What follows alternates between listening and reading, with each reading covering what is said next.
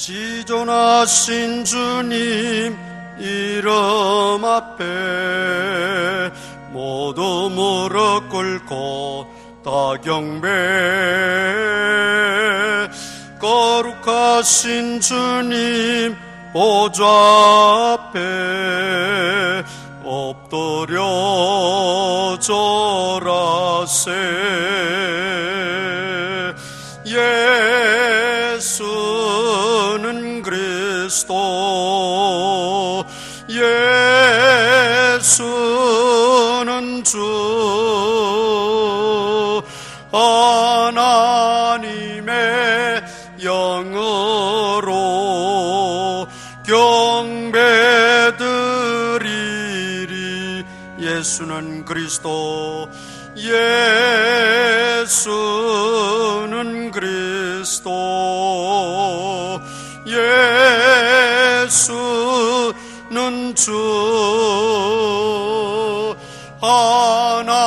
하나님의 영으로 경배드리리.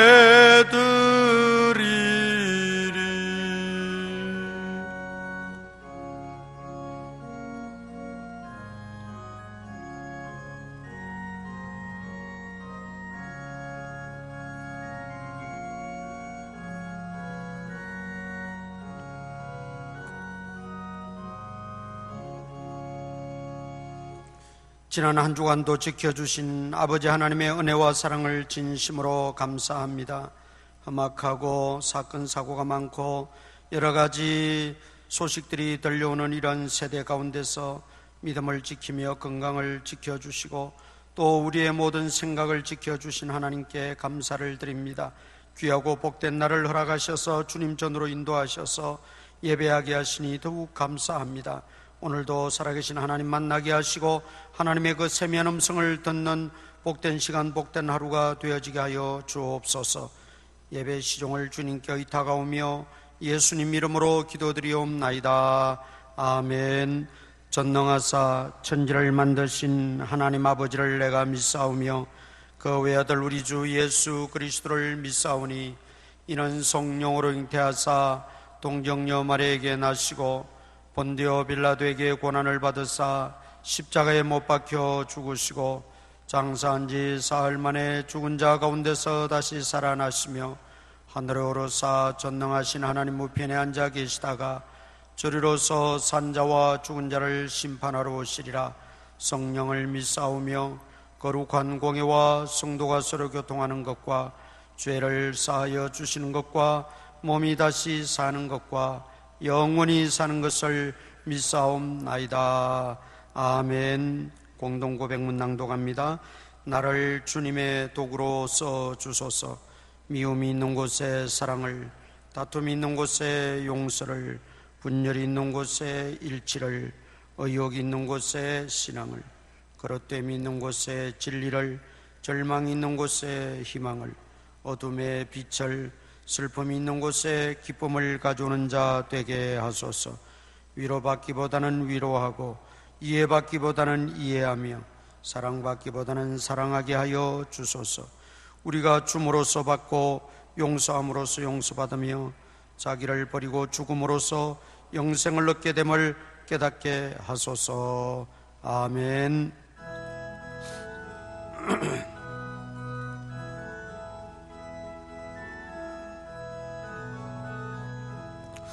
예수님은 누구신가? 우는 자의 위로와 없는 자의 풍성이며 전한 자의 높음과 잡힌 자의 노임되고 우리 기쁨 되시네. 예수님은 누구신가? 약한 자의 강함과 눈먼 자의 빛이시며 병든 자의 고침과 죽은 자의 부활되고 우리 생명 되시네.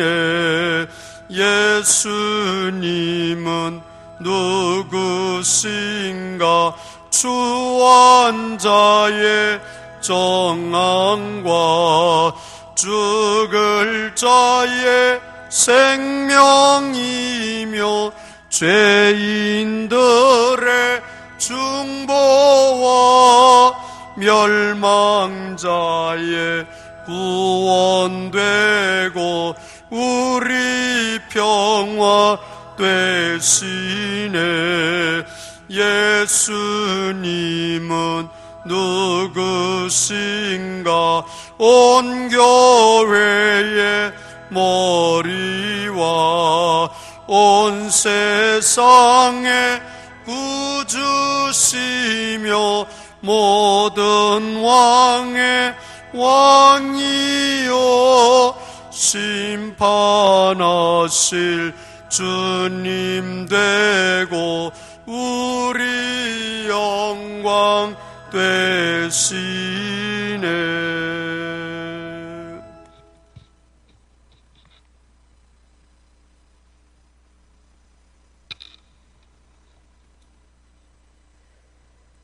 하나님 아버지, 어려운 이 시대를 살아가는 저희들을 불쌍히 여기시고 이 시간 제물포 예배당으로 부르셔서 없는 자의 위로와 온 세상의 구주이신 예수님의 성원을 높여 고백하는 찬양과 예배를 받아주시니 감사합니다. 아버지, 지난 한 주간도 말씀대로 살겠다고 결단하고 노력했지만 믿음이 연약하여 마귀에게 섰고 또 자신에게 넘어져 행함없는 불충한 삶을 살았나이다. 하지만 저희들 예수님 안에 제사함이 있다는 성령의 법을 믿고 다시금 세임받고자 달려 나왔나이다. 저희들의 모든 죄를 고백하오니 예수님의 피로 용서하여 주옵소서. 나라와 민족을 위하여 기도드리길 원합니다. 76년 전 해방될 수 없는 어둠의 나라 조선 땅, 헐벗은 백성들을 일제에서 해방시켜 주시고 세계인이 부러워하는 위대한 대한민국 국민으로 우뚝 세워주신 은혜 무한 감사드립니다. 이것은 130년 전 선교사를 보내주셔서 많은 선조들의 순교와 희생의 눈물로 저희들이 자유롭게 천국 복음을 듣고 예수님을 믿게 하신 은혜인 줄 믿습니다.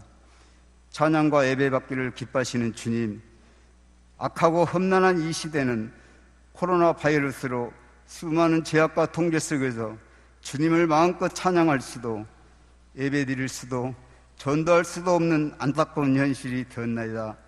한국 전쟁 때에도 일본 식민지 때도 군부 독재 시대에도 우리 국민은 교회를 생명보다 더 귀하게 여긴 것이 한국 교회의 역사입니다. 하지만 주님, 오늘날에는 자유롭게 예배드릴 수 없는 이상한 나라가 되었나이다.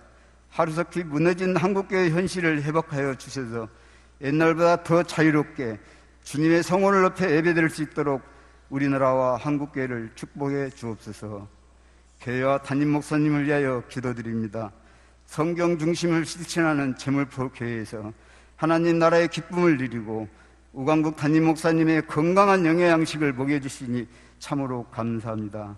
사랑하는 우리 담임 목사님, 늘 성령 충만함과 영육을 강건케 하여 주시고 저희들에게 꼭 필요한 말씀을 준비하셔서 말씀을 선포 대언하실 때 저희들의 몸과 마음이 치유되고 가정과 경제가 회복되는 역사가 일어나게 하옵소서. 재개발과 재건축을 위하여 기도합니다. 저희 교회 재건축을 통하여 하나님의 기적이 나타나고 이 기적을 경험하는 기회가 되어 이 지역에 더 큰 부흥의 역사가 일어나게 하옵시고 재건축 기간 동안 조합과 시공자, 입주자, 주민 모두 하나님의 일에 협력하여 재개발이 평안하고 든든하게 진행할 수 있도록 인도하여 주옵소서. 이 시간 말씀을 듣습니다. 하나님의 말씀을 받는 저희들 신비에 잘 박힌 못이 되어 한 주간도 넉넉하게 승리하는 예배되게 하옵소서. 예수님의 이름으로 기도드리옵나이다. 아멘.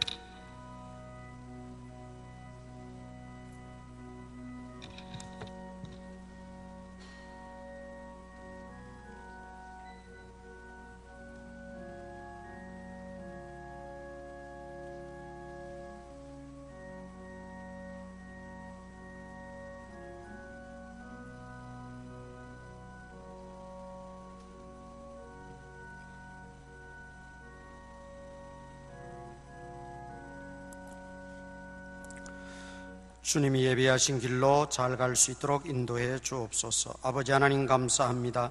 우리 가정이 신앙의 명가가 되게 하여 주옵소서. 우리와 우리의 자녀들과 손자 손녀들이 영혼이 잘된 같이 범사가 잘되고 강건의 복을 주시고 자자손손 믿음으로 살아가게 하옵소서. 주일 점심 식사헌금 드립니다.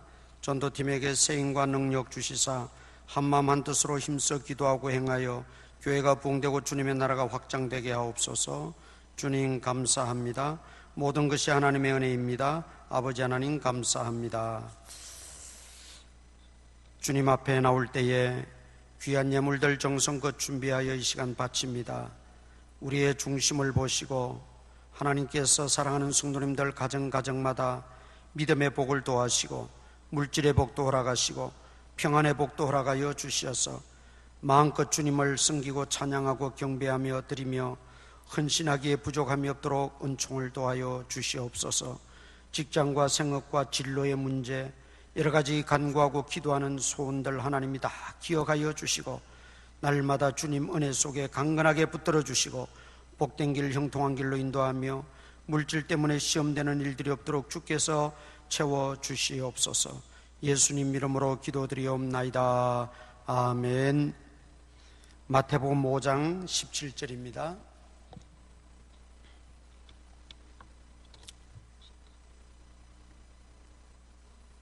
마태복음 5장 신약성경 6페이지 마태복음 5장 17절에서 20절까지 제가 봉독합니다.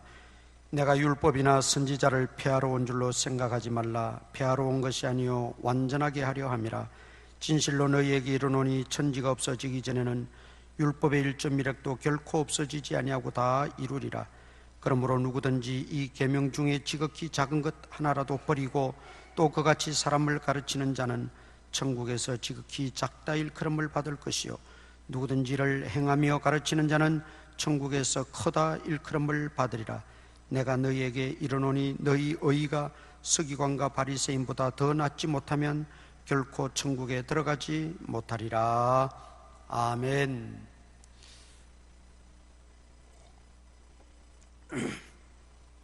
성경을 완성하러 오신 예수님, 또 달리 표현하면 성경을 완성하신 예수님, 이런 제목으로 말씀을 드리려고 합니다. 먼저 우리가 그것을 이해하기 위해서 성경이라고 하는 책이 어떤 책인가 하는 것을 우리가 알아야 됩니다. 성경은 구약과 신약으로 되어 있죠. 66권, 구약이 39권이고 신약이 27권 해서 66권으로 구성되어져 있습니다. 우리는 이 66권을 캐논, 정경이라고 합니다. 발을 정자를 써서 경전 경자. 우리 기독교에서는 이 66권을 정경으로만 인정합니다. 정경으로 인정한다는 말은 영적 권위, 하나님이 허락하신 그 권위를 의미하는 말이지요. 가톨릭에서는 이 66권 외에도 또 다른 외경이라고 해서 우리는 그걸 외경이라 부릅니다. 바깥 외자를 써서 정경 안에 들어오지 못한 그런, 예를 들면 도마가 쓴 복음서 뭐 이런 게 있어요. 그런 외경까지 합쳐서 천주교에서는 이제 정경으로 또 인정을 하게 됩니다. 유대교에서는 신약은 인정을 하지를 않지요. 구약과 자기들의 전통, 자기들의 그 전통이라는 게 있어요. 예수님 당시에도 그 전통, 그걸 지적받기도 했고 또 거기에 대한 올바른 해석도 하고 그랬죠. 구약 성경 플러스 유대인의 전통을 묶어서 유대교의 경전으로 그렇게 삼고 있습니다. 그리스 정교회라는 데가 또 있어요.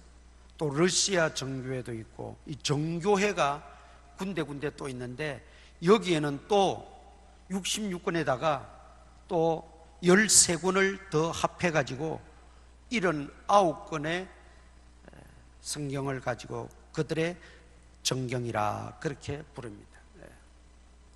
어쨌든 우리 기독교가 66권으로 정경을 완성하게 된 것은 다른 어떤 기분에 의해서나 개인의 어떤 목소리 큰 것에 의해서나 또 어떤 위대한 학자가 주장하기 때문에가 아니라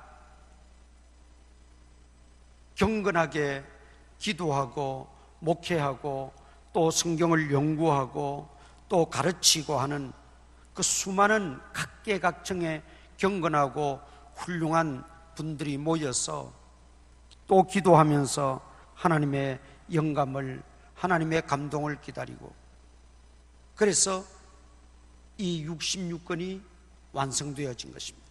이 66권은 어떤 그런 회의가, 어떤 단체가 만들었다기보다는 하나님께서 이미 66권을 정경으로, 바른 성경으로 인정해 놓으신 것을 발견한 것에 불과한 것입니다. 그러면 그 바른 성경으로, 정경으로 채택하기까지 가장 중요한 것은 뭐였느냐?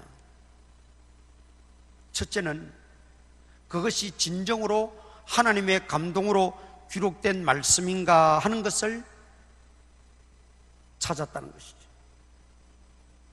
우리가 성경 일일이 지금 다 그걸 찾아볼 수는 없지만은 대원칙이 있었어요.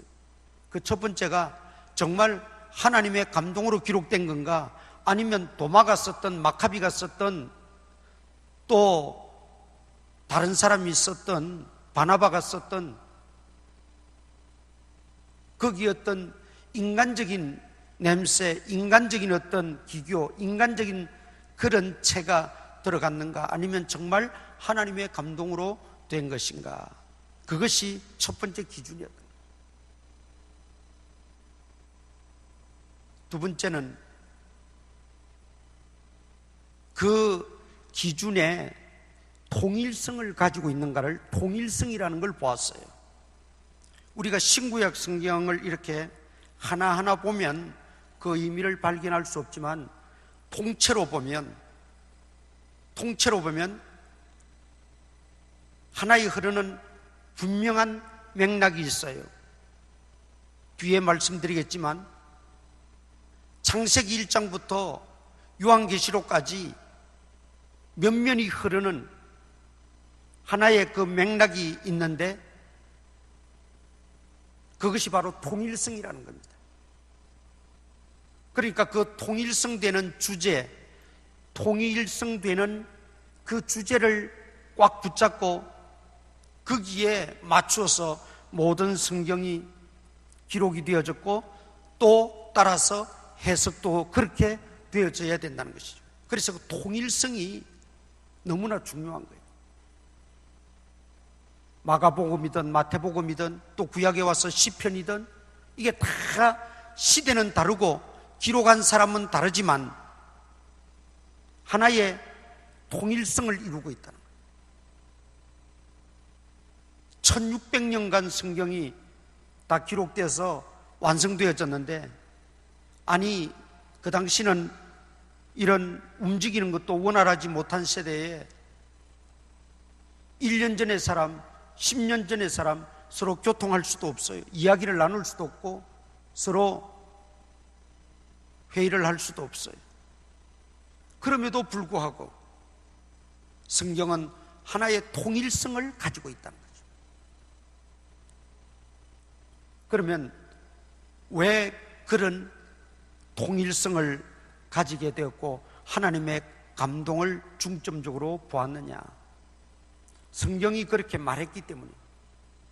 우리가 잘 아는 대로 디모데후서 3장 15절 이하에 보면 성경의 그 기록 목적을 말씀하고 있어요. 그런데 그 기록 목적과 더불어서 또 한 가지는 모든 성경은 하나님의 감동으로 되었다, 그렇게 결론을 내리고 있어요. 그러니까 사람이 사사로이 자기 기분에 맞춰서 자기의 어떤 성향에 따라서 자기 어떤 사상이나 능력에 따라서 기록한 게 아니라는 거예요. 하나님의 감동으로, 하나님의 감동이라고 하는 것은 하나님이 그 속에 이렇게 바람을 후 하고 불어넣었다는 거예요. 그걸 그대로 받아 적기만 한 거죠. 그래서 정확한 표현은 성경의 저자는 누굽니까? 성령 하나님이세요. 우리 인간은 기록자에 불과한 겁니다. 저자가 될 수가 없어요. 저자는 자기의 사상이나 자기의 철학이나 자기의 주관이나 하고 싶은 말을 그 글 속에 다 담을 수가 있지요. 그러나 기록자는 받아 적는 것에 불과한 거예요. 옛날에 어머니들이 편지를 보낼 때 불러주면 아이들이 받아 적습니다. 네. 편지는 엄마가 좀 앞뒤가 안 맞고 하면 내가 고쳐서라도 이렇게 할 수 있지만은 성경은 그런 게 아니에요. 성경은 오직 하나님의 감동으로만 기록되었다는 것이죠. 그래서 하나님의 그 감동, 그것이 성경의 그 오리지널을 밝히는 데 있어서 정말 중요한 요소였다는 거죠. 하나님의 감동으로 된 거예요. 네.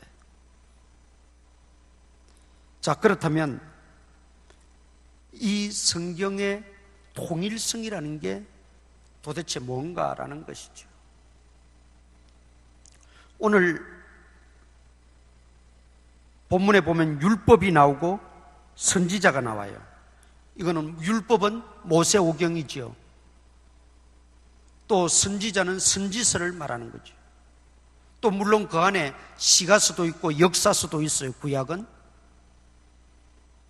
그러나 우리가 구약하면 율법서, 선지서로 대표되어지는 것이죠. 그러니까 예수님이 지금 율법이나 선지자를 폐하러 온 줄로 생각하지 말라, 이 말은 구약 성경을 내가 폐하려 온 줄로 생각하지 말라, 이 말입니다. 그 당시에 이 율법, 선지서, 또 성문서, 시가서 말이죠. 그리고 역사서, 이 구약 성경이 예수님 당시에 있었는데 예수님께서는 그 성경을 인정하셨다는 것. 첫째, 구약을, 유대인들이 가지고 있는 그 구약을 인정하셨다는 거예요. 그러면 오늘날 어떤 분들은 구약은 유대인들을 위한 것이고 옛날 것이기 때문에 구약은 별로 의미가 없다, 필요한 것, 좋은 것만 골라고 뭐 나머지 고리타분한 것들은 다 지나간 세대고 지나갔기 때문에 의미가 없다, 그렇게만 또 치부하고 아주 구약 성경을 이렇게 폄하하는 그런 경우가 없잖아 있어요. 그것도 잘못된 겁니다. 예수님은 구약 성경을 폐하려고 온 것이 아니요 완전하게 하려 함이라 말씀하셨어요. 완전하게 하려 함이라. 구약 성경의 의미가 뭔지, 구약 성경을 어떻게 지켜야 하는지를 분명하게 깨닫게 하고 가르쳐주고 그렇게 살게 하려고 오셨다, 그 말입니다. 그런데 또 지나친 사람들이 있어요. 하나님의 교회라든지 안상홍이죠. 안상홍, 또 그 안상홍의 부인을 또 하나님 어머니라고 또 그 사람들은 부르더라고요. 희한한 일들이 많아요. 하나님을 아버지라고 부르는 것은 그 남성, 여성 그걸 따지려고 하는 게 아니잖아요. 아버지가 땅에서의 어떤 가장으로서의 또 아버지로서의 어떤 그 권위가 있다면 그 권위성에 있어서 하나님 아버지라 부르는 것이지, 그걸 꼭 남성, 여성으로 구분하는 의미가 아버지의 개념이 아니거든요. 대표성, 아버지 하면 가정의 대표성, 그런 측면으로 봐야 되는데 왜 하나님이 꼭 아버지로만 불려져야 되느냐? 하나님을 왜 아버지로만 불러야 하느냐? 그러면서 그 안상홍의 부인을 하나님 어머니라고 또 그렇게 불러라 해서 찬송도 자기들 그렇게 부르고 있고, 이게 다 성경적이지 못하죠. 그러니까 하나님의 교회가 안식일을 지켜요. 절기를 지켜요. 성경에 왜 이렇게 하라고 했는데 하지 않느냐? 성경에 십계명에 안식일을 지키라 그랬지 주일을 지키라는 말이 어디 있느냐? 뭐 별의별 말들을 하면서 자기들은 구약도 이렇게 바르게 믿기 때문에 자기들이 진짜고 자기들에게만 구원이 있고, 그렇게 또 주장을 해요. 그것도 또 잘못이에요. 성경에 분명히 뭐라고 말씀했습니까? 안식일이나 대회나 월삭이나 각종 절기로 인해서 서로 시비하지 말라 그랬어요. 바울 당시에도 예수님이 승천하시고 난 이후에도 안식일 문제, 절기 문제로 상당히 곤욕을 치렀어요, 서로 간에. 왜냐하면 유대교에서 개종한 기독교인들은 아직까지 유대교의 그 습성과 전통을 버리지 못해서 안식일을 지켜야 되는 줄 알고 절기를 지켜야 되는 줄 알아요. 왜냐하면 그들은 철저하게 율법주의로 배웠기 때문에 율법을 지켜야만이, 율법대로 해야만이 구원받는다는 것이죠. 그러나 사도 바울은 그런 안식일이나 절기를 지킴으로 구원받는 것이 아니라는 것이죠. 오직 예수 그리스도의 은혜로, 예수 그리스도의 보혈의 능력으로 죄 씻음 받고 구원받는다는 것이죠. 그러면서 히브리서를 쓴 목적이 거기에 있어요. 그러니까 안식일을 주장하면서 제사장은 없어요. 제물은 없어요. 그게 뭡니까? 안식일을 지키겠다면 구약의 안식일을 지키던 그대로 지켜야지요. 그런데 몸은 현대인이고 제도는 안식일이고 제도만 외치고 안식일의 그 본질을 따라서는 전혀 하지 않아요. 그러면서 안식일을 지켜야 구원받는다고 하는 게 얼마나 어불성설이냐 이 말이죠. 스스로 자기 꾀에 쏙는 거예요, 그거는. 예수님은 또 사도 바울은 그 안식일의 의미와 또 그 절기의 의미와 또 그 제사 그리고 성전, 구약에서 굵직굵직하게 말씀하고 나타나는 모든 그 핵심적인 내용들, 주제들에 대해서는 이미 성경에 다 해설이 됐어요. 우리 예수님이 안식일의 주인이라 그랬어요. 그 주인이신 예수님은 제2의 창조물입니다. 그 말은 무슨 말이냐면 아담과 하와의 후손으로 오시지 않았다 이 말이죠. 그렇다면 그 안식일의 주인이시고 죄 없으신 그 예수님이 이 땅에 오셔서 단번에 우리 죄를 위하여 속량 제물이 되셨다 그랬어요. 구약에는 매번 짐승을 가져와서 제물을 드리고 제사장이 죄사함을 선포하고 그리고 내년에 또 하고 후내년에 또 하고 계속 반복적으로 했어야 되는 거예요. 그러나 예수님이 이 땅에 오셔서 단번에 우리 죄인들을 대신해 십자가 죽으시고 그분이 친히 우리의 제물이 되어 주심으로 더 이상 이제는 제물이 필요 없게 됐다는 거예요. 그러면 그 제사는 어떻게 해야 되느냐?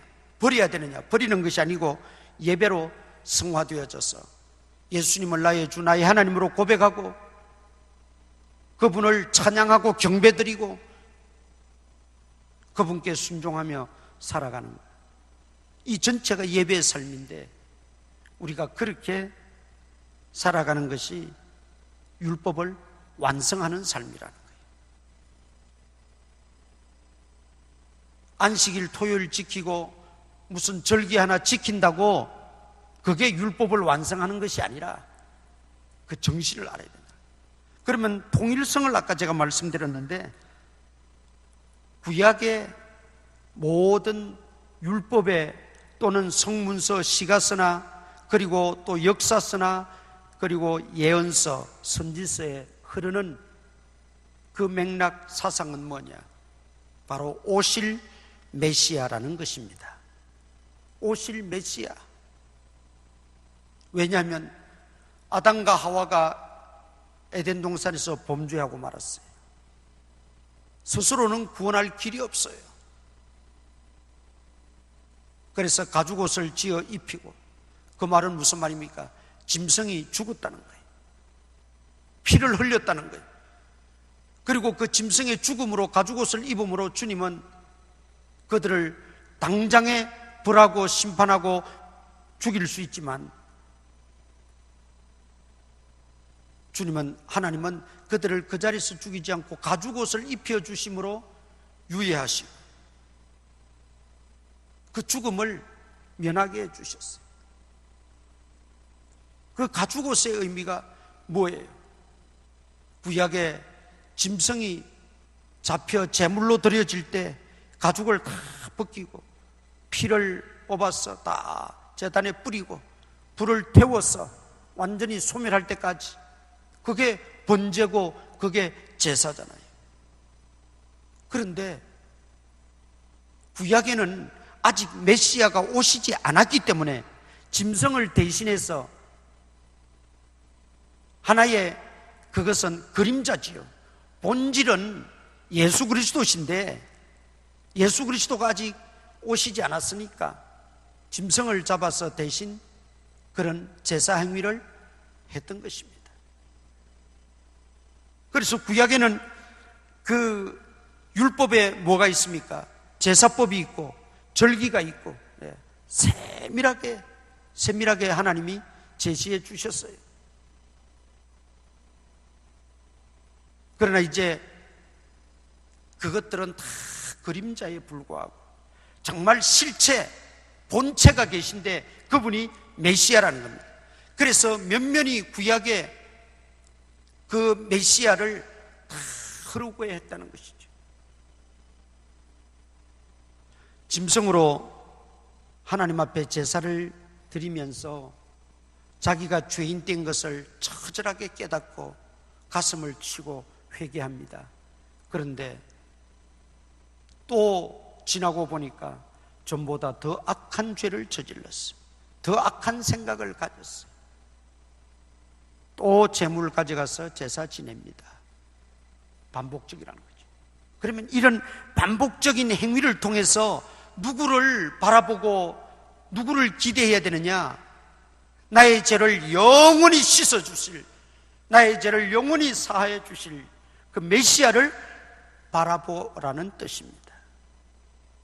그런데 대부분의 유대인들은 제사만 지냈지, 그리고 제사만 지낸 것으로 만족해버리고 또 갈등되고 또 고민되고 또 가책이 되면 또 제사 지내고, 제사 지내는 절기나 날이 되면 또 제사 지내고,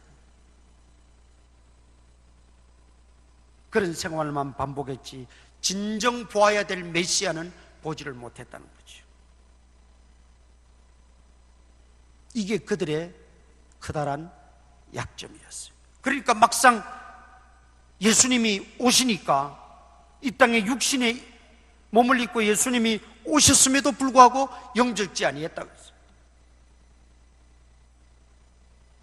그 실체가 오셨는데도 구약을 통해서 흐르고 있는 메시아 사상을 그들이 발견하지 못하고 깨닫지 못했으니까 사모하지도 못했고,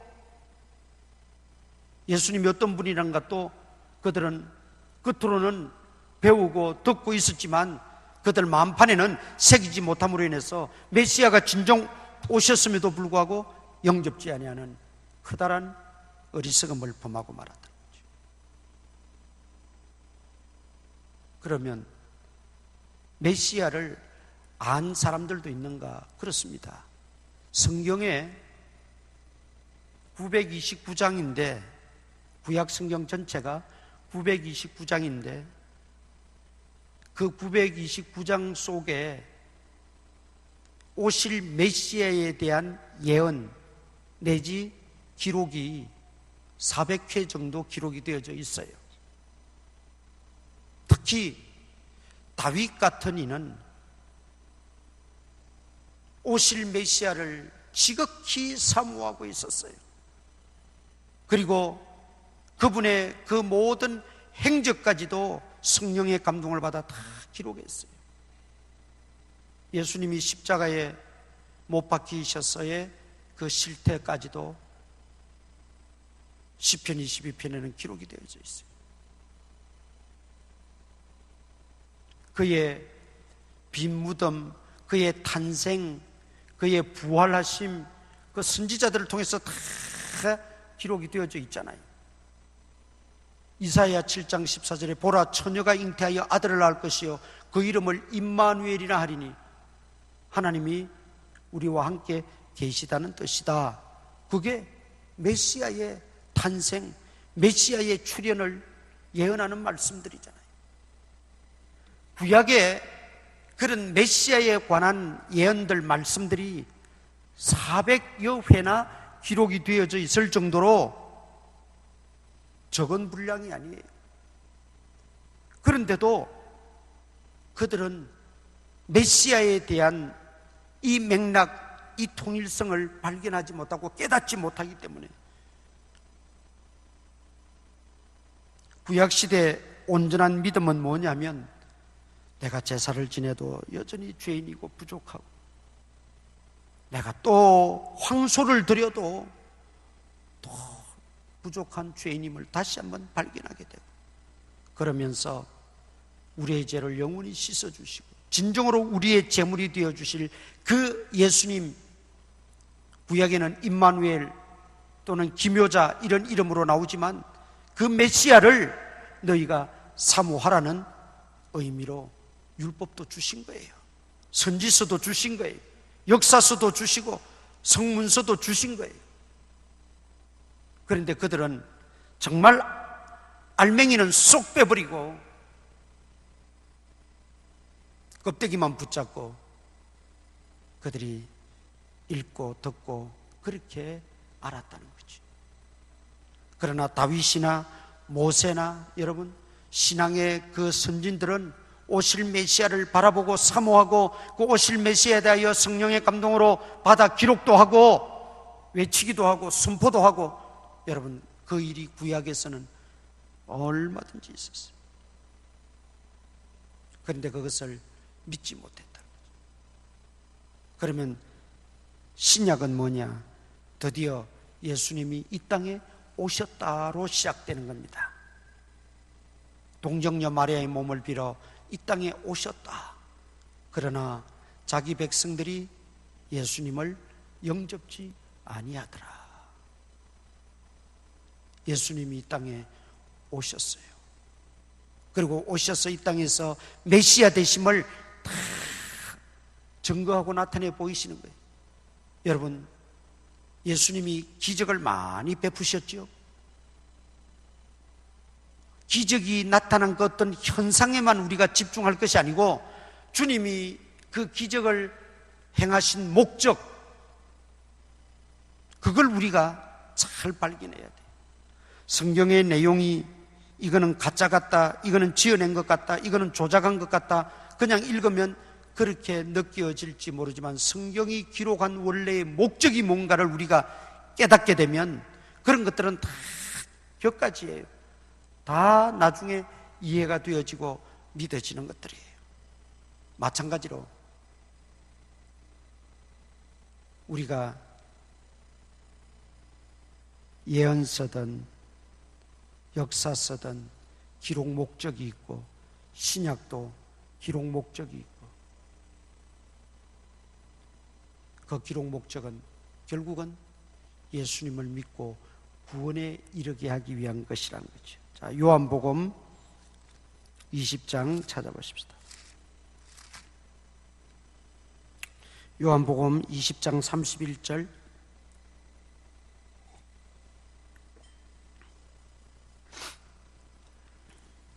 요한복음 20장 31절 다 같이 읽습니다. 시작. 오직 이것을 기록함은 너희로 예수께서 하나님의 아들 그리스도이심을 믿게 하려 하며 또 너희로 믿고 그 이름을 힘입어 생명을 얻게 하려 함이니라. 영생을 얻게 하려 함이니라. 그 말이죠. 디모데후서 3장 15절에도 성경을 기록한 이유는 모든 사람이 구원에 이르게 하기 위해서, 구원에 이르는 지혜를 얻게 하시려고 성경을 기록했다, 그렇게 말하고 있어요.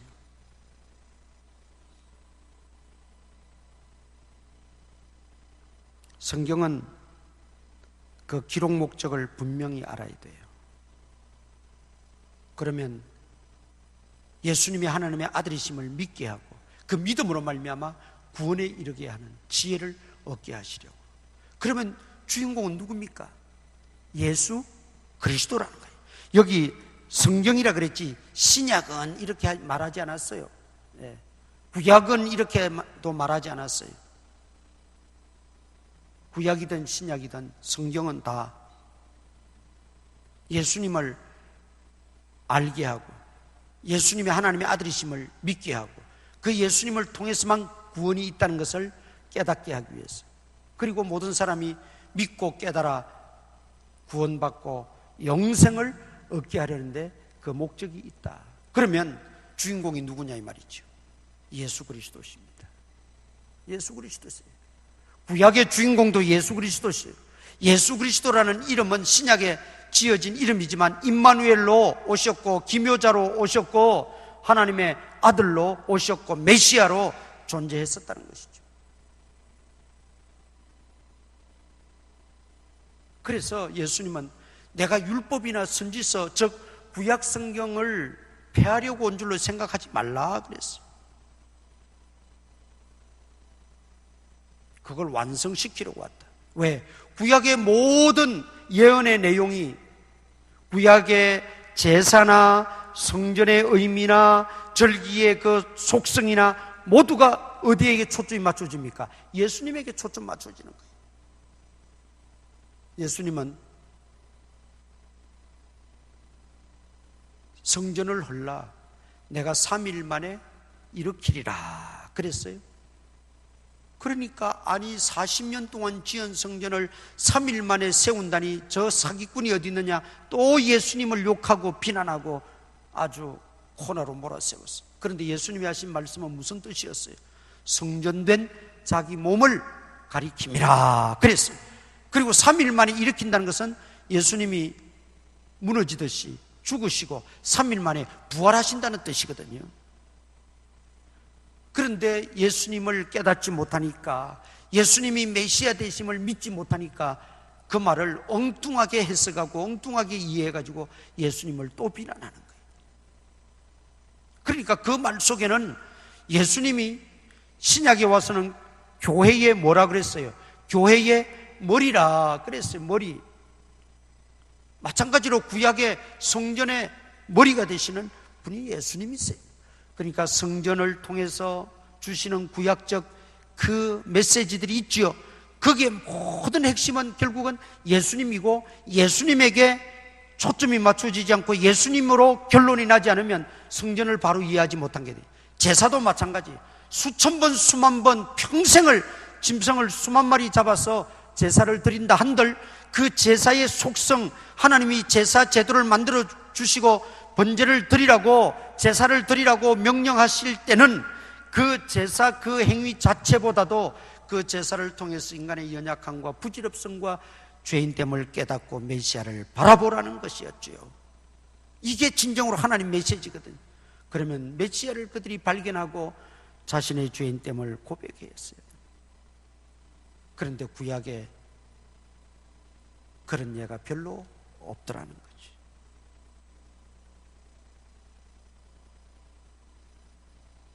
핵심은 예수님이거든요. 성경의 기록 목적이 예수님 믿게 하고 예수님이 하나님의 아들 되심을 믿게 하고 그를 통해서 구원받게 하는 것이 성경의 기록 목적, 그 외에는 없어요. 네. 그래서 구약에도 면면이 흐르는 통일성은 메시아, 즉 예수 그리스도세요. 제사에, 절기에, 성전에, 모든 율법에, 심지어 여러분 레위기 같은 데 보면 위생에 관한 것도 나오잖아요. 먹는 문제.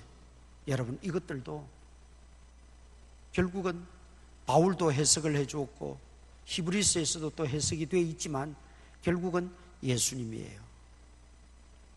그렇다면 아까도 제가 하나님의 교회 이단들이 안식일 지켜야 진짜 교회고 절기를 지키니까 우리 교회가 진짜 교회다 주장하고 그렇게 하고 있다 그랬잖아요. 그거는 아직도 구약에 머물러 있는 거예요. 예수님이 오시지 않았을 때는 그게 가능하고 그렇게 해야 되는 거예요. 그러나 예수님이 이제 오셨어요. 본체 되시고 실체 되시고 그 약속하셨던 그분이 직접 오셔서 말씀하고 우리에게 가르쳐 주시고 했는데 그대로 따라야지 그 어떤 제도에만 얽매여 가지고 그 제도만 붙들고 하면 다 되는 게 아니라 말이지. 그래서 그들의 약점은 바로 그것입니다. 그들이 안식일을 지켜야 구원받는다 그러면 그거는 반드시 이단이에요. 절기를 지키고 절기대로 행해야만이 유월절도 지키고 나팔절도 지키고 절기를 지키고 행해야만이 구원받는다고 말하면 그건 이단이에요. 그런데 정말 구원의 주인 되시고 구원의 주권자 되시는 예수님은 다 빼버리고 그 날이나 절기만 붙잡고 이건 얼마나 우스운 이야기고 웃기는 일입니까? 오늘날도 예수님 말씀하시는 그겁니다. 율법이나 선지자를 폐하러 온 줄로 생각하지 말라. 폐하러 온 것이 아니라 완전하게 하려 함이라. 예수님이 이 땅에 오셔서 그 모든 것들을 완전케 하심이라는 거예요. 그래서 군데군데 이제 신약을 보면 그런 말씀이 나오잖아요. 예수님이 단번에 제물이 되어 주셔서 희생하심으로 말미암아 우리의 죄를 속량해 주시고 다 사해 주시고 더 이상 제물이 필요 없게 되었다. 예수님이 그 번제에도 그 제물에도 그 제사에도 결국 예수님이 핵심이라는 거예요. 구약시대 그 제물을 드리면서 정작 그들에게 필요한 것은 하나님 내 죄를 사함받기 위해서 내가 양을 잡아 바치지만 황소를 내가 바치지만 그러나 이것이 진정으로 짐승의 피가 내 죄를 사해 주실 수 있다는 것은 아닌 줄 압니다. 하나님이여 나를 긍휼히 여겨 주소서. 아버지 하나님이여 내 죄를 사해 주소서. 이렇게 나갔어야 된다는 거죠. 그런데 그럴 경우도 있었어요. 그런데 나중에는 점차 타락되고 형식화되어져서 그냥 제사만 드리는 것으로 끝내버리고 그들의 마음이 하나님을 향하지도 않고 하나님 말씀 순종하지도 않고 그들의 마음은 하나님에서 멀리 떨어져 있고 온갖 악행들을 다 일삼고 하나님을 두려워하지 않고 그리고 제사는 계속 드리는 거예요. 메시아 없는 사상, 메시아 없는 신앙에 이거는 정말 커다란 병폐요, 알맹이 없는 껍데기뿐인 신앙. 그게 예수님 당시까지도 그렇게 흘러왔어요. 그래서 대표적으로 서기관 바리새인들이 예수님의 책망을 듣기도 하고 야단도 맞기도 했잖아요. 예수님은 이 땅에 율법이나 선지자를 폐하려 온 것이 아니요 완전하게 하려 함이라. 그리고 18절에 뭐라고 말합니까? 율법의 1.1획도 천지가 없어지기 전에는 결코 없어지지 않는다. 구약을 무시하고 구약의 효력성을 인정하지 않는 사람들이 있어요. 11조는 구약시대의 산물이다, 신약시대는 안 해도 된다, 뭐 그런 사상이라든지 하나님의 교회처럼 이걸 또 오버하는 것도 문제지만은 축소하는 것도 문제라는 거죠. 그래서 여기 1.1획이라도 그렇게 예수님은 강조하신 겁니다. 1.1획도 결코 없어지지 아니한다. 그래서 성경은 해석의 차이가 있지, 그 1.1액에 대한 부정이나 또 그 성경 내용에 대한 부정이나 멸시를 하고 들어가면 이미 그는 성경을 안 믿는 겁니다. 이거는 시대를 따라서 또 이렇게 해석도 가능하고 이렇게 해석, 그거는 우리가 얼마든지 해석은 발전해야 되니까. 그러나 아예 말씀 그 본질 자체를, 그게 1.1액인데 그걸 무시해버리고 그걸 멸시해버리면 안 된다 이 말이죠. 그래서 베드로 사도는 뭐라고 말씀했습니까? 베드로 사도는 모든 성경의 예언은 사사로이 풀 것이 아니라 그랬어요. 함부로 해석하거나 함부로 다루어서는 안 된다고 말씀하고 있는 거죠.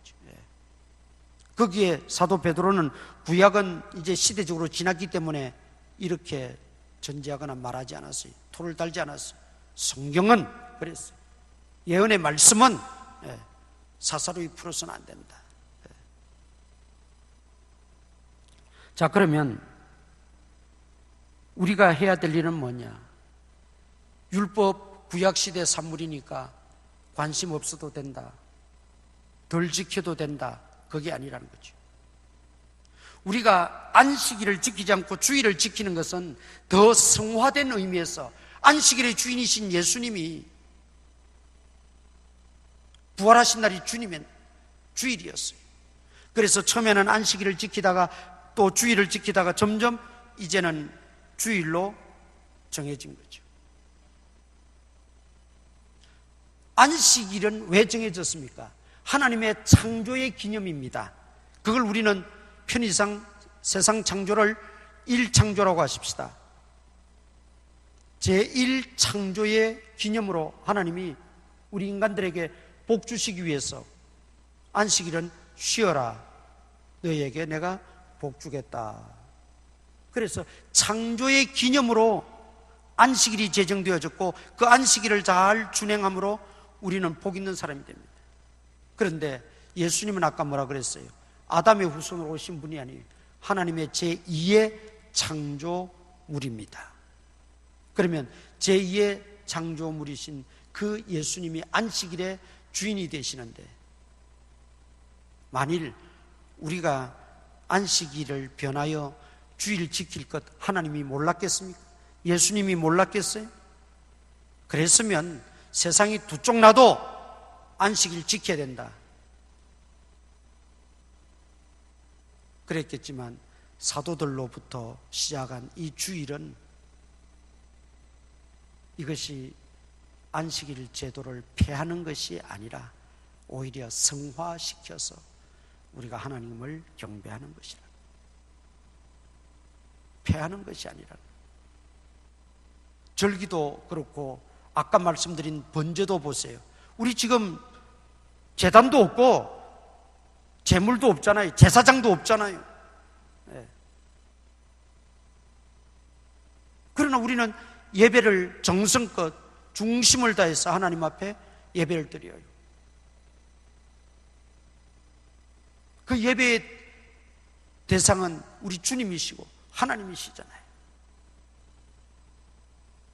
구약의 번제의 그 모든 것들은 하나의 모형, 그림자, 오리지널은, 실체는 예수 그리스도. 이것만 여러분 확실히 알면 우리가 제사를 안 드리는 게 아니에요. 제사를 폐한 것도 아니에요. 예배로 성화시킨 것이죠. 그러면 하나님이 제사 안 드리고 예배 드리니까 예배를 안 받으시나요? 천만에 그렇지 않아요.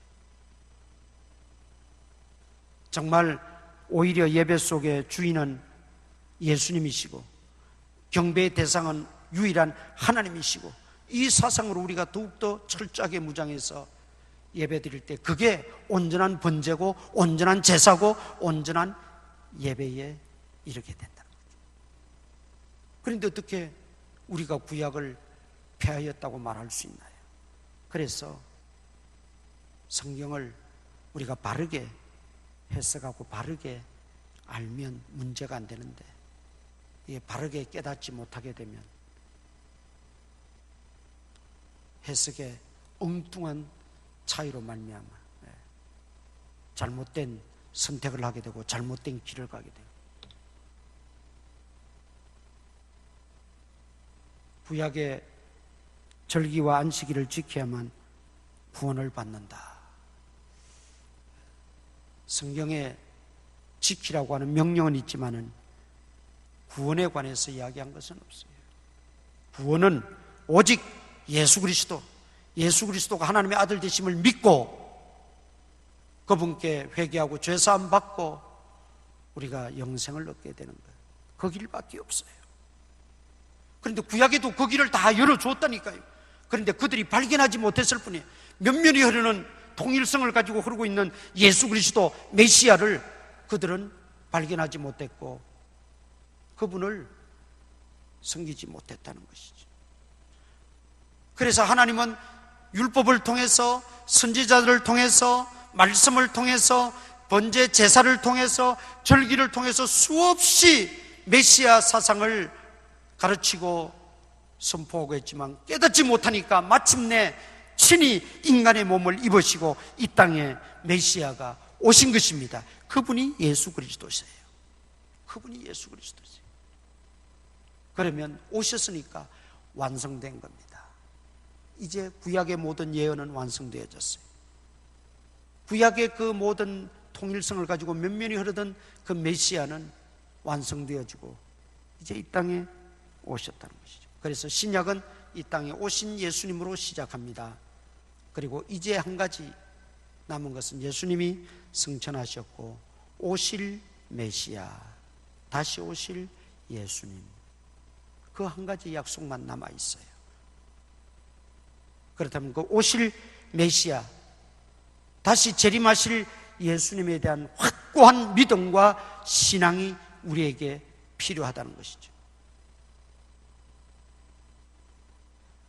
예수님이 이 땅에 오셔서 계명 중에 지극히 작은 것 하나도 버리고 그같이 사람을 가르치는 자는 천국에서 지극히 작다 일컬음을 받을 것이요 누구든지 이를 행하며 가르치는 자는 천국에서 크다 일컬음을 받으리라.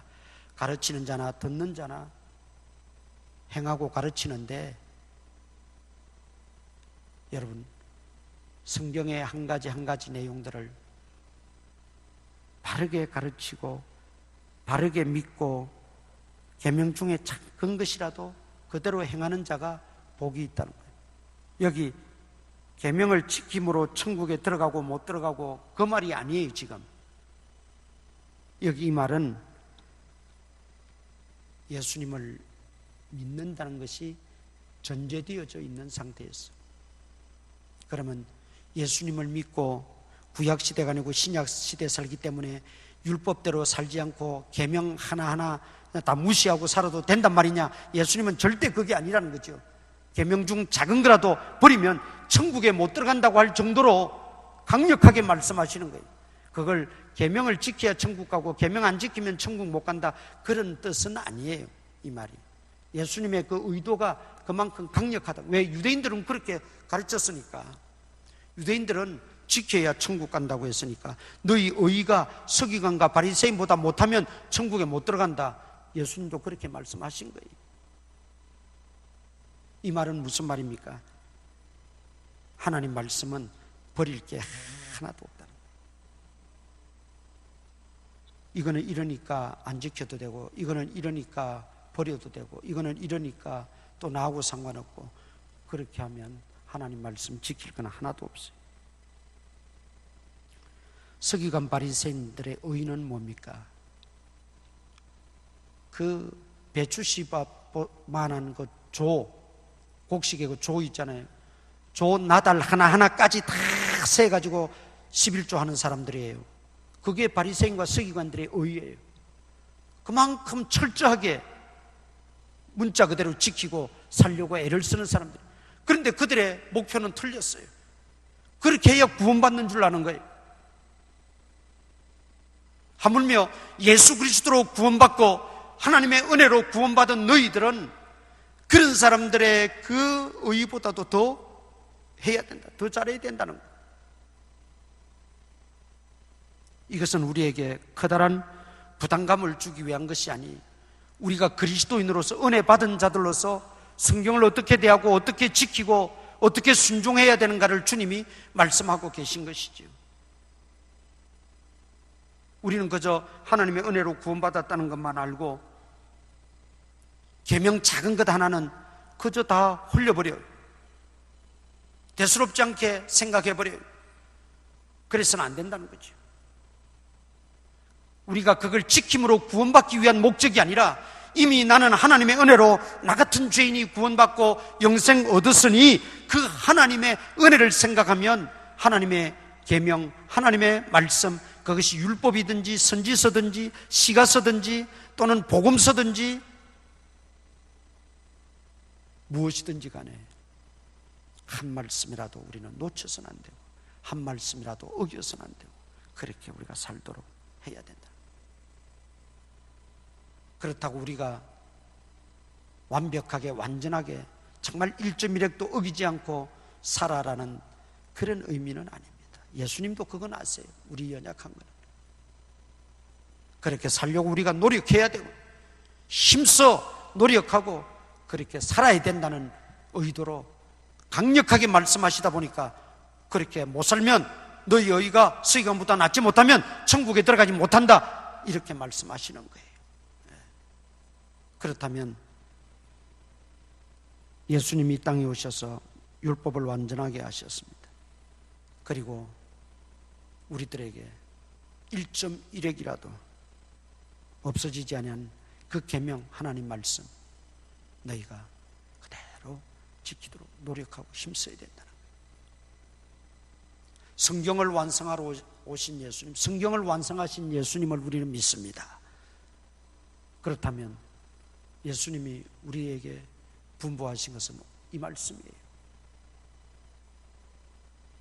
1.1획이라도 가감하지 말고 그 말씀대로 우리가 살아가자 하는 것입니다.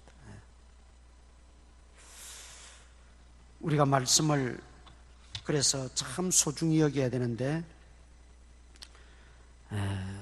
말씀을 우리가 들을 때에 또 우리가 말씀을 읽고 그 말씀을 지켜 행할 때마다 항상 성경의 몇 가지 요약된 걸 제가 읽어드립니다. 하나님 말씀은 첫째 온유함으로 받아야 합니다. 온유함이라는 것은 온유라는 것은 부드럽다는 뜻이에요. 부드러움의 반대가 뭐지요? 딱딱한 길가와 같은 묵힌 땅들 이거 부드럽지 못하지요. 씨앗이 뿌리 내리지 못해요. 잡초만 우거져 있어요. 그래서 그 말씀을 받을 때는 항상 온유함으로 받아야 됩니다. 그 다음 믿음으로 받아야 됩니다. 그리고 그 말씀을 사랑해야 합니다. 그리고 그 말씀을 마음판에 새기라고 했습니다. 마음판에 새기라. 말씀을 떠나지 말라는 거죠. 그리고 날마다 주야로 말씀을 묵상하라고 했습니다. 그리고 묵상할 때 성령의 도우심을 입어야 합니다. 그리고 묵상으로만 그치지 말고 그 말씀을 지켜 행하고 순종하라고 했습니다. 그리고 또 말씀은 자녀들에게 부지런히 가르치라고 했습니다. 그리고 논쟁이 아니라 말씀은 논쟁거리로 삼지 말고 유익의 도구로 삼으라는 것입니다. 그러면 우리가 이 말씀이 정말 능력이 되고 권세가 되고 우리에게 생명이 되고 왜? 그 말씀의 주체자는 예수 그리스도시니까. 예수 그리스도는 지금도 살아계신 분이십니다. 하나님과 동등한 분으로 하나님 우편에 계시면서 우리의 모든 일거수일투를 감찰하시고 주장하시고 도우시고 함께 하시는 능력자이십니다. 전능자이십니다. 그분을 우리가 직접 만질 수도 없고 한 끼 대접할 수도 없어요. 그분의 말씀을 우리 직접적으로 청종할 수도 없어요. 그러나 주님은 우리에게 말씀을 주시고 가셨어요. 그래서 이 말씀대로 우리가 살게 되면 주님을 모시고 사는 것이고 주님의 능력을 덧입고 사는 것이고 주님의 은혜를 우리가 늘 잊고 사는 것입니다. 오늘 성경을 완성하신 예수님, 이 의도 속에, 이 말씀 속에서는 무슨 의미가 있는지를 말씀을 드렸습니다. 듣고 다시 한번 여러분들이 잘 마음판에 새기고 정리하셔서 우리가 하나님 말씀을 굳게 붙잡고, 그게 바로 예수님 붙잡는 거예요. 그 말씀대로 행하며 살아가는 복된 성도님들 되시기를 바랍니다. 기도하겠습니다. 우리 다시 한번 다짐하시며 또 결단하시면서 또 소원하시면서 하나님 앞에 구하시기를 바랍니다.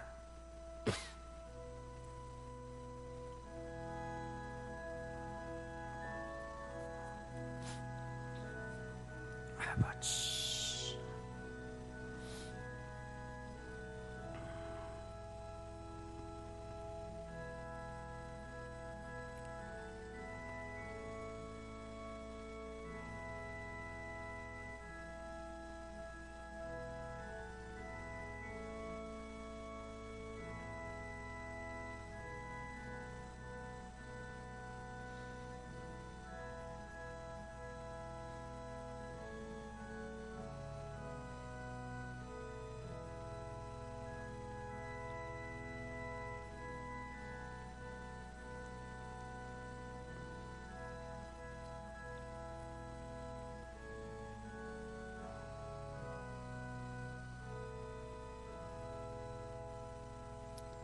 아버지 하나님, 성경의 주인공이 되시고 또 우리 믿음의 주인이 되시고 우리 구원의 주권자가 되시는 그 예수님을 우리가 상고하면서 또 그 예수님의 사상과 그 예수님의 가르침, 또 그 구원의 지혜가 성경에 면면히 흐르고 있다는 것도 우리가 발견합니다.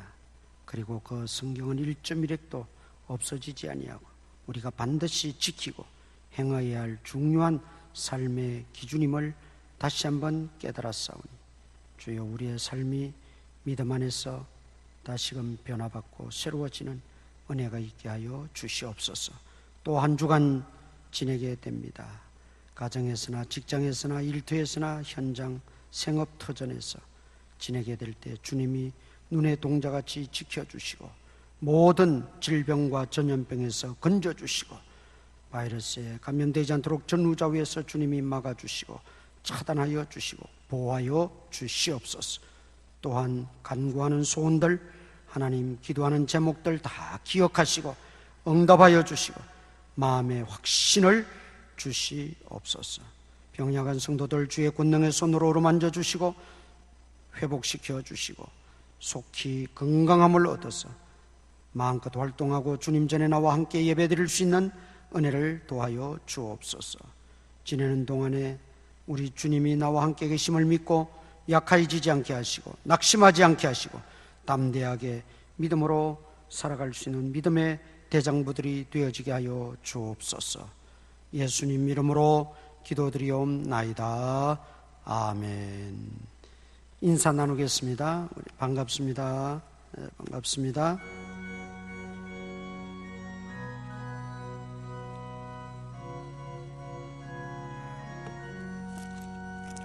하나님 아버지 주신 책은 귀하고 중하신 말씀일세. 기쁘고 반가운 말씀 중에 날 사랑한단 말 참 좋도다. 주께서 나를 사랑하니 즐겁고도 즐겁도다. 주께서 나를 사랑하니 나는 참 기쁘다.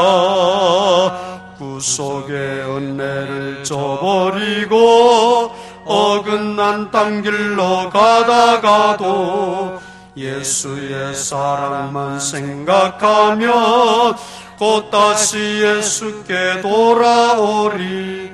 주께서 나를 사랑하니 즐겁고도 즐겁도다. 주께서 나를 사랑하니 나는 참 기쁘다. 4절 주 예수 날 사랑하시오니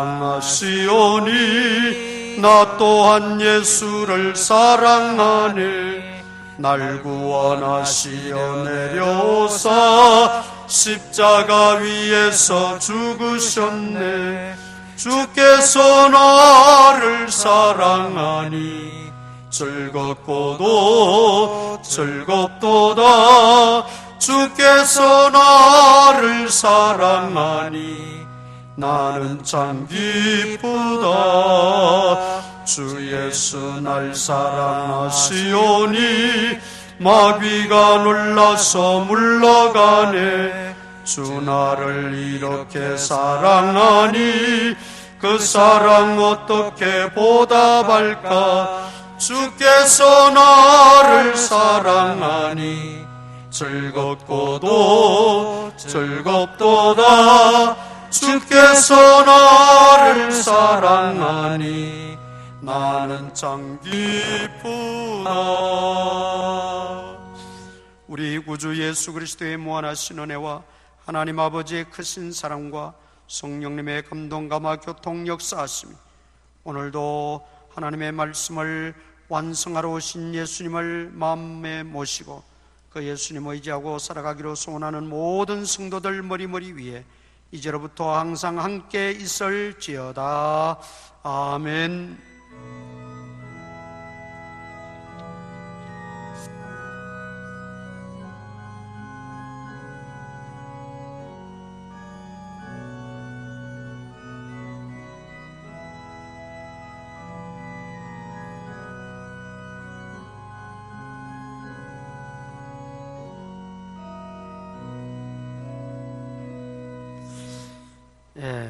한 주간 동안 또 유의하시고 우리 한 가지만 좀 보고 우리 마치도록 하겠습니다. 지난주에 우리 파키스탄 헌금 다 해주셔서 딱 맞게 해주셨어요. 그래서 뭐 수수료 또 환전 또 그 송금비 뭐 이렇게 다 해서 딱 맞게 해주셔서 보냈습니다. 보내니까 굉장히 좀 급했던 것 같아요. 바로 공사가 들어가서 지금 공사하는 장면을 보내준 겁니다. 또 한번 쭉 보시죠.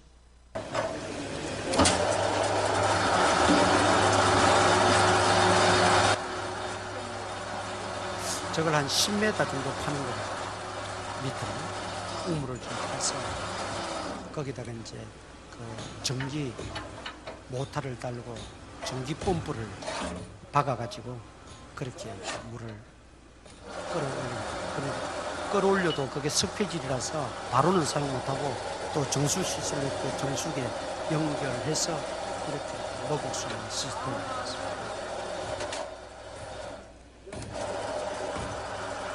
지금 그 뚫고 있는 아마 장면인 것 같습니다. 기계로